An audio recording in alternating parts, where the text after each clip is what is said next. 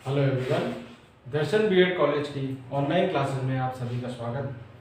आज हम जो टॉपिक पढ़ेंगे वो है इंफॉर्मेशन एंड कम्युनिकेशन टेक्नोलॉजी, सूचना एवं संप्रेषण तकनीकी। तो इंफॉर्मेशन टेक्नोलॉजी या कम्युनिकेशन टेक्नोलॉजी जो है उसके ऊपर सूचना का क्या प्रभाव है, या जो टेक्नोलॉजी वाला जो दौर हम आजकल देख रहे हैं उस पे सूचना का क्या प्रभाव है, या सूचना किस तरीके से हम उसके माध्यम से बेच सकते हैं। पहली बात हम इसमें करते हैं सूचना की परिभाषा। तो सूचना होती क्या है? सूचना भेजने और लेने वाले के मध्य कार्य व्यवहार को शक्ति प्रदान करती है। मतलब जिस भी माध्यम से या जिस भी वजह से हम लोग आपस में दो लोग बात कर रहे हैं, तो कोई ना कोई उनके बीच में बात करने का कारण होगा।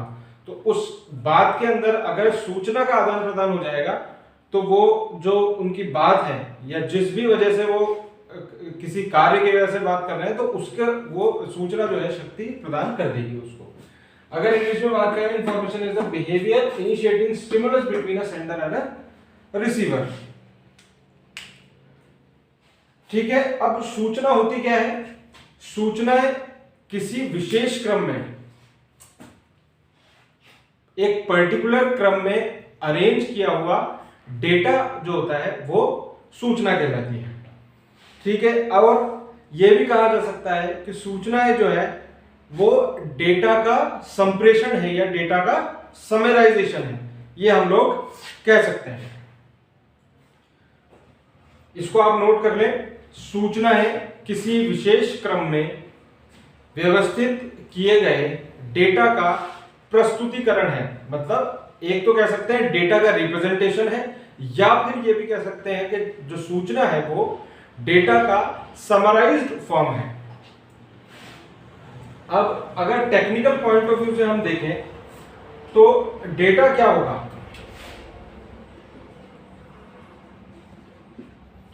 डेटा क्या है? कोई संख्या होगी,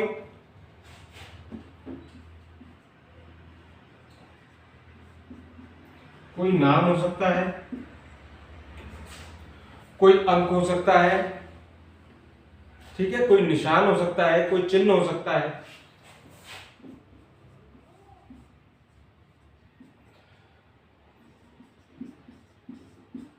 आदि।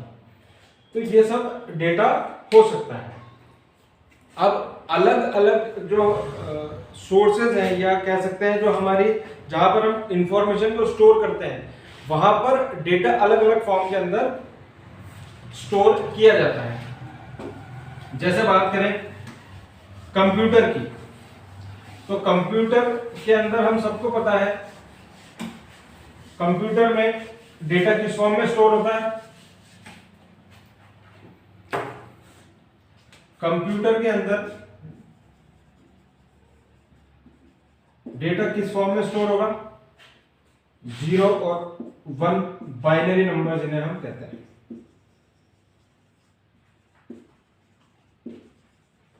बाइनरी नंबर्स की फॉर्म में स्टोर होता है। अगर ऑडियो कैसेट की बात करें,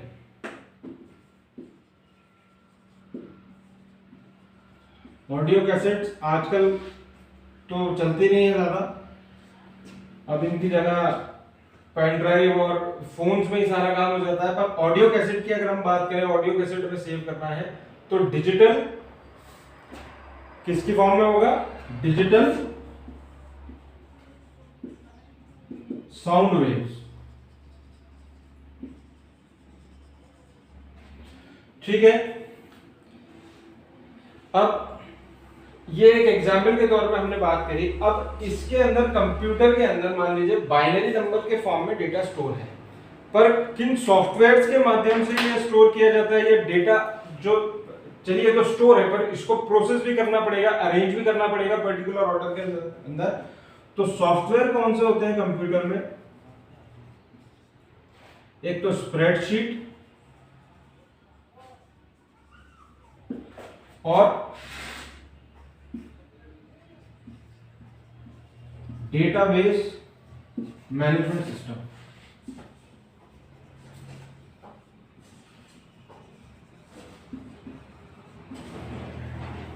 इसको हम डीबी एमएसबी कहते हैं, जिसको हम क्या कहते हैं, डीबी एमएसबी कहते हैं। अब डेटा और इंफॉर्मेशन में थोड़ा सा अगर आप कंफ्यूज हो तो मैं एक चीज और आपको बताऊं, जैसे मान लीजिए 21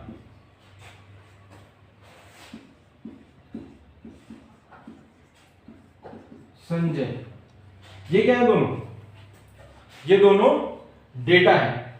अभी इनसे हमें कुछ समझ में नहीं आ रहा है संजय क्या, 21 और संजय का आपस में क्या रिलेशन है, पर ये अपने आप में डेटा है। जैसे कि हमने बात करी थी, डेटा क्या क्या था, नाम था, चिन्ह था, संख्या थी। तो संजय और 21 ये डेटा है। अगर हम इसको ऐसे लिखें,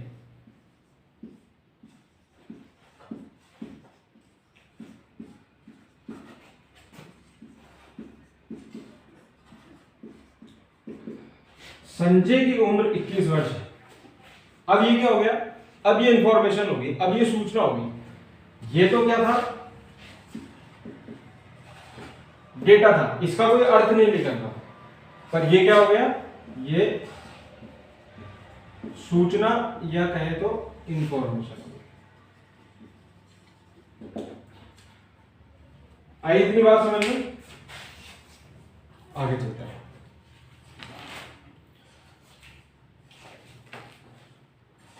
अब बात करें तो सूचनाओं की आवश्यकता क्या है। सूचनाओं की आवश्यकता क्या है? तो सूचना हर जगह काम में आती है। जैसे आप सबसे बड़ा एग्जांपल हम देखें रेलवेज का।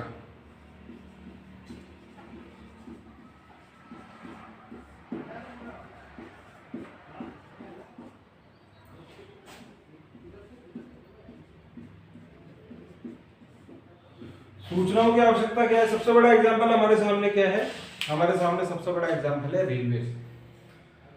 रेलवेज का एक इतना बड़ा नेटवर्क हमारे हिंदुस्तान में है, उसको प्रॉपरली आपने देखा होगा, आप किसी बड़े स्टेशन पे जाएंगे तो आपने देखा होगा हर कुछ सेकंड्स के अंदर एक ट्रेन पास होती है, पर हमने ऐसे बहुत कम केसेस सुने होंगे कि एक ट्रेन दूसरी ट्रेन से कोलाइड हो गई। वो क्यों? क्योंकि उन सब ट्रेन्स की सूचना एक जगह पे स्टोर होती है और उसको प्रोसेस प्रॉपरली किया जाता है, उसको मॉनिटर किया जाता है प्रॉपरली। तो बेसिकली अगर मोटे मोटे तौर पे हम बात करें तो कितने पॉइंट्स, कुछ पॉइंट्स हम निकाल सकते हैं कि सूचनाओं की क्या क्या आवश्यकता है। तो सूचनाएं क्या क्या करती हैं? सूचनाएं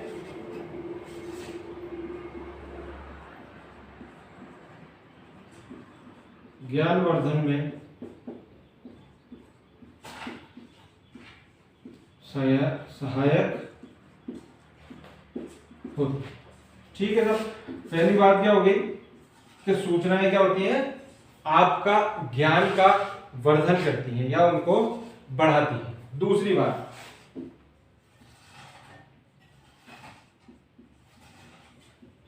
सूचनाएं निर्णय लेने में भी सहायक होती हैं। अब ये निर्णय लेने से सूचना का क्या ताल्लुक है? तो इसको हम ऐसे समझे, अगर ट्रेन वाली बात से ही समझते हैं तो हमें ये पता है कि इस रूट से 10 मिनट के बाद कोई ट्रेन क्रॉस होने वाली है, या हम अपनी बात करें जो भी वहां पे इन सब सिस्टम्स को मैनेज करता है रेलवे डिपार्टमेंट के अंदर, तो उन्हें पता है कि ये 10 मिनट के अंदर ट्रेन यहाँ से पास होने वाली है।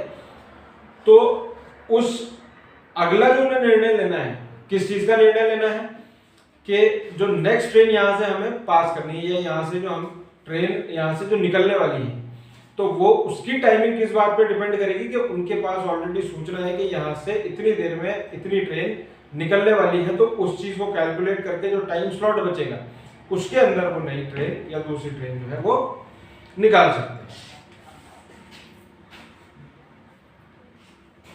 थर्ड पॉइंट वो इसी से मिलता जुलता है कि सूचनाएं प्राप्त होने के बाद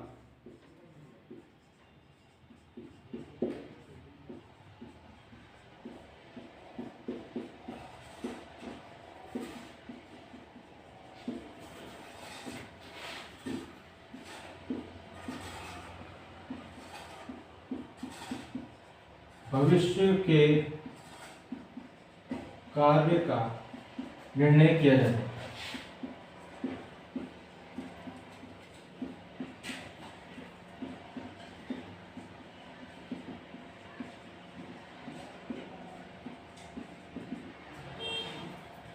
तो स्टेशन मास्टर को अगर बिठा दें और कहें कि आपको ट्रेन यहाँ से ऑपरेट करनी है और कोई इन्फॉर्मेशन आपको नहीं दी जाएगी, मतलब हमें ये नहीं बताएंगे आपको कि ट्रेन कौन सी कब आएगी कब नहीं आएगी, आपको ऑपरेट करनी तो नहीं कर सकते आप। इसीलिए ये जरूरी है कि सूचनाएं भविष्य के कार्य को किस तरीके से करना है इसका हमें पता सूचनाओं से ही लगता है कि हमारे पास क्या सूचना है, उसके बेसिस पे हम कार्य कर सकते हैं। और सूचनाओं का जो आदान प्रदान होता है वो कोई व्यवसायिक कार्य हो, सरकारी कार्य हो, गैर सरकारी कार्य हो, इन सबको जो कार्य होते हैं इनके अंदर उनको गति प्रदान भी करता है। ये हमारा 4th पॉइंट हो जाएगा। ठीक है, अब शिक्षा में सूचना तकनीकी के प्रतिबिंब प्रभाव। तो इंफॉर्मेशन टेक्नोलॉजी जो है वो एजुकेशन के ऊपर अपना क्या इफेक्ट डालती है, तो उसके सबसे बड़े एग्जाम्पल मैं और आप हैं जो कि इंफॉर्मेशन टेक्नोलॉजी के माध्यम से पढ़ाई कर रहे हैं। 21वीं शताब्दी के शुरुआत से ही इंफॉर्मेशन टेक्नोलॉजी ने बूम पकड़ लिया था, पर अगर कहें तो ये जो 2 साल निकले हैं कोविड के बाद में, उसके बाद लगभग 100% ही कह लें अपन, जो घर में 2-5% लोग पढ़ रहे होंगे वो एक अलग चीज है किसी से, अदरवाइज 95% पढ़ाई जो है वो इंफॉर्मेशन टेक्नोलॉजी के माध्यम से ही हुई है। इससे बहुत सारे बेनिफिट हैं। पहला बेनिफिट कि आज हम झालावाड़ में बैठ के वीडियो बना रहे हैं, कोई अगर जयपुर का लड़का है या यूपी का कोई लड़का है या बिहार का कोई लड़का है या बंगाल का कोई लड़का है, वो हमें देख के सीख सकता है। या आप लोग चाहें तो आपको कोई पसंद है कि नहीं फला मुझे दिल्ली के उस कॉलेज का या उस कोचिंग का सर, कोचिंग के जो सर हैं या कोई मैडम है उनसे उनकी पढ़ाई मुझे अच्छी लगती है, मैंने उनके बारे में बहुत सुना, तो आप यूट्यूब पे सर्च करेंगे वो उनकी वीडियो भी कहीं ना कहीं आपको मिल जाएगी। पर अगर इंफॉर्मेशन टेक्नोलॉजी नहीं होती तो बहुत कम चांसेस है कि आपको उनसे पढ़ने का मौका मिल पाता। ठीक है, तो इंफॉर्मेशन टेक्नोलॉजी का एजुकेशन के ऊपर बहुत ज्यादा प्रभाव पड़ा है और बहुत ज्यादा बेनिफिशियल है, क्योंकि इसके अंदर सिर्फ पढ़ाई की बात हम करें, इसके अलावा बिजनेस